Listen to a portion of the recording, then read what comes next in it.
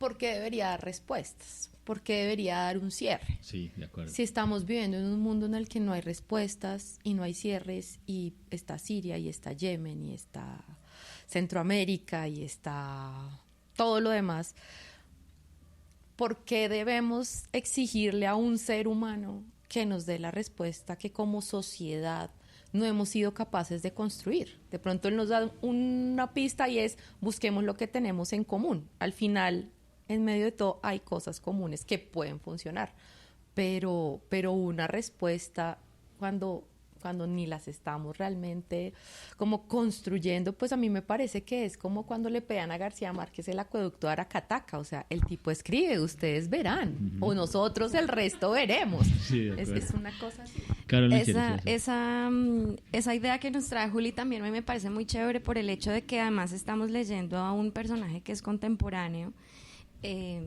Pues es un poco mayor que yo, pero no, pero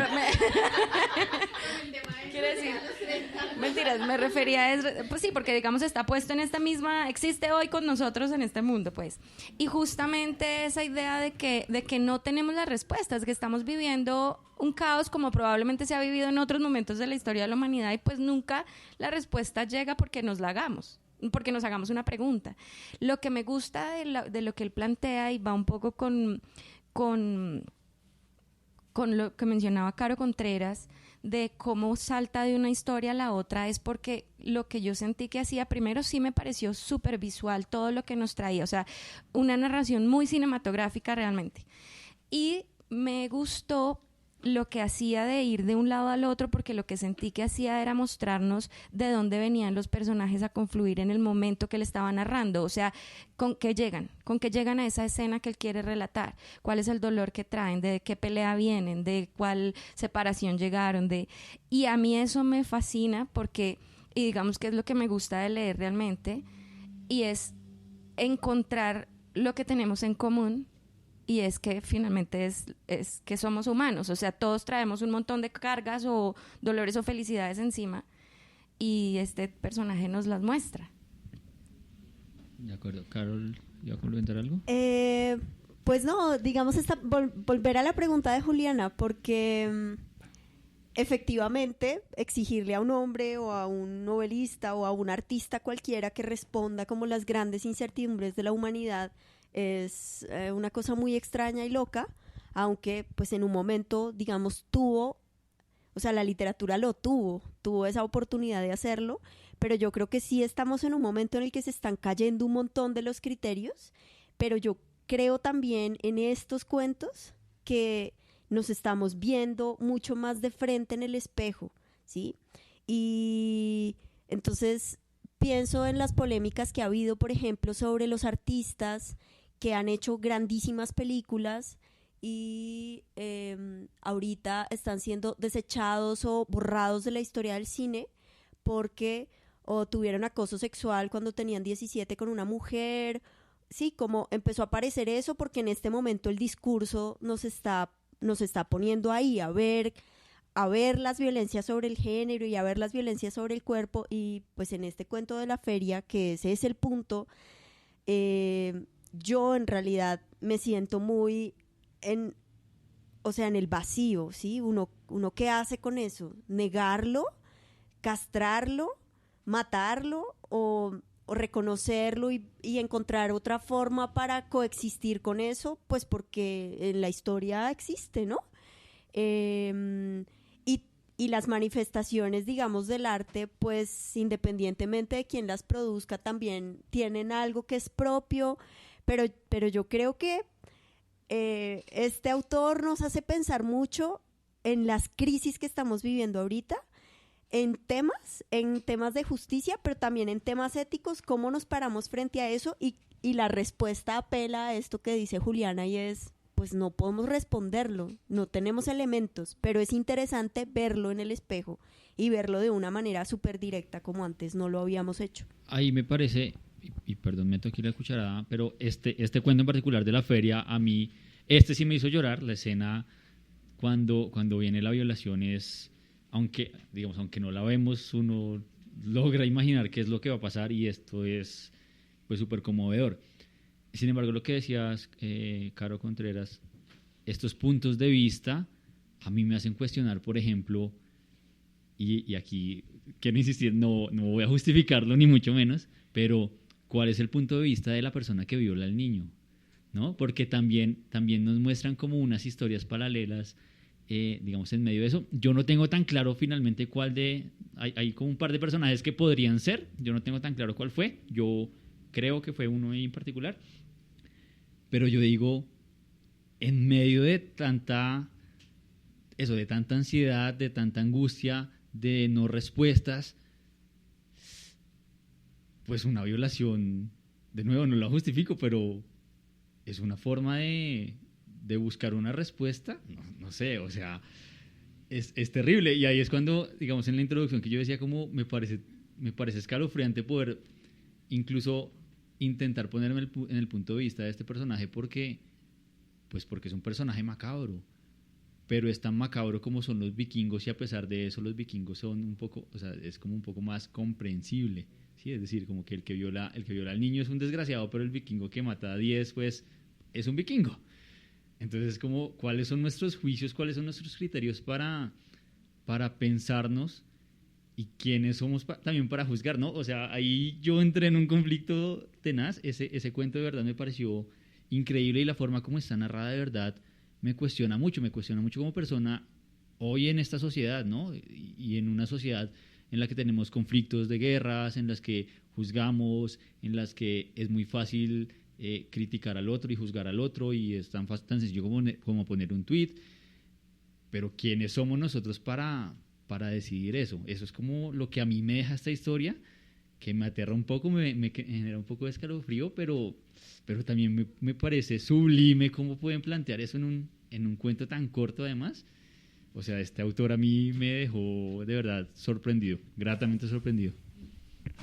José, perdón. Listo. De este cuento que bueno, igual los dos hay muchas cosas que uno puede resaltar en términos de la ejecución y la creación de cómo le hace, cómo hizo. Y si uno tal vez es el único que hace ese tipo de narración fragmentada, no fragmentada, en la que como hace como varios panoramas, varias fotografías. Solo en este cuento dice. Sí, en los otros tal vez son más clásicos, sí. podríamos decirlo. Pero algo que me parece bien chévere, que uno siempre quiere hacer como que es interesante de la literatura, es cómo contar la realidad, cómo cuento algo y bueno, pone un escenario tras un escenario ahí como que es colorido, es interesante, como el escenario que ponen los vikingos, pues sí, los fiordos, y es algo como que uno dice, qué chévere, pero pone ese escenario y pone cosas como empieza a mostrar otras cosas. Uno cuando va al parque, a mí me ha pasado varias veces con mis hijos, que se me pierden, sí, y es que realmente en los no, pero qué miedo, qué angustia. Después de este cuento esto lo editan, ¿cierto? Esta parte la editan, por favor, que me puedo meter en problemas, pero sí, uno sí siente como en el parque hay tanta gente, hay tanto bullicio, tanto colorido, como tanta corra y haga esta fila y vaya así al giratón o lo que sea, al martillo, al tiburón, lo que sea, y al barco. El barco que aparece acá también, y la rueda de Chicago, que aquí le dicen noria, ¿cierto? Si uno cogiera, digamos, y construye ese cuento, uno cuenta es como la violación, ¿sí? Y no, el día que se me perdió y lo violaron. Pero él retrata más, ¿sí? Quiere como retratar ese momento, está rescatando, está buscando como contar una realidad como más completa, eso de poder como, o sea, ser capaz de, porque uno, a lo que voy exactamente, es que uno, es que uno hace la realidad, se le escapa, todo el tiempo se le está escapando. Y una de las cosas que uno puede hacer con la literatura, no es que esto pasó exactamente, ni que él está construyendo, ni que existe Jeff y se puede corresponder con otra persona que él conoce, no. Pero cuando uno va a la feria, a un parque de diversiones, al Salitre Mágico, ahí están pasando muchas cosas al tiempo. Y una forma de capturar y construir, además, un sentido, construir una sensación de lo que está pasando, porque uno a veces, como en las novelas, cuando uno ve una telenovela, pues pasa una historia muy como en línea, muy secuencial, y es el amor, y uno ya sabe como esas cosas, pero la realidad se escapa todo el tiempo. Aquí están pasando cosas simultáneamente y puede haber como historias. Eso me pareció bien interesante de este cuento.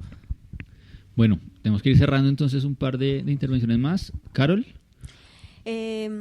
Pues conecto las dos últimas intervenciones, Alejo y lo que dice José, con la idea de que de alguna manera estos personajes son abanderados de discursos, igual que nos está sucediendo en la sociedad contemporánea. O sea, hablamos todos desde un discurso que hemos venido regulando en positivo, y eso ha ido dejando por fuera pues los grises que tenemos como humanos, ¿no? Eso bárbaro que también tenemos y que nos cuesta mucho,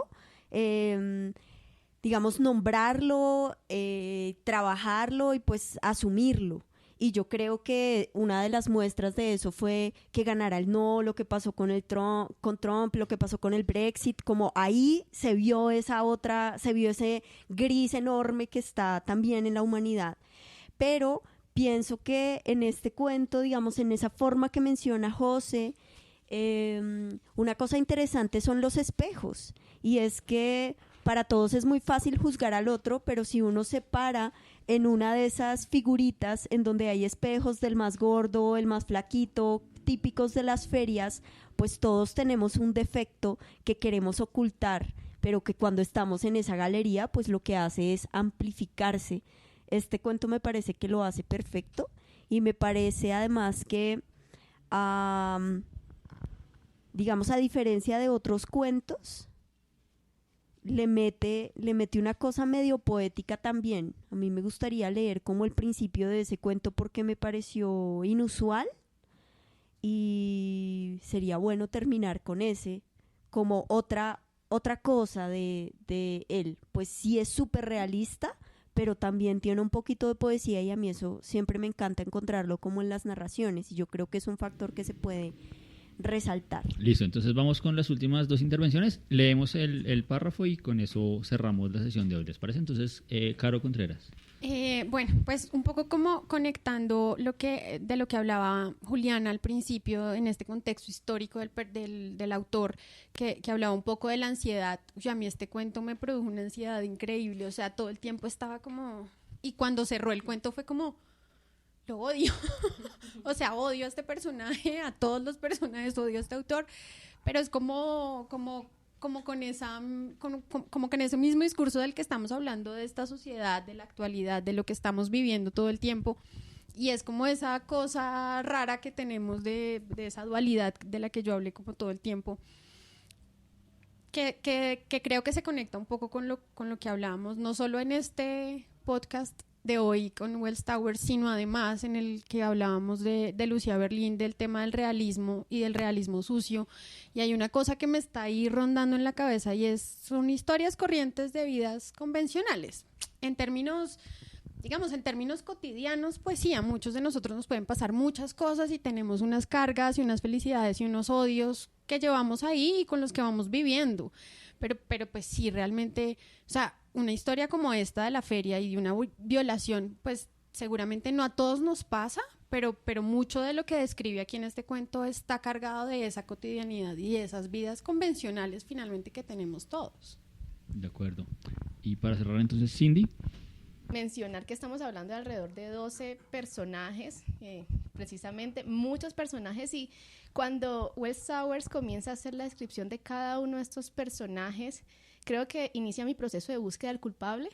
Entonces es como el momento de estar escribiendo a este sujeto, qué características tiene, sí, es un potencial violador, no, no es un potencial violador. Entonces, digamos que un poco lo que ahora sí dijo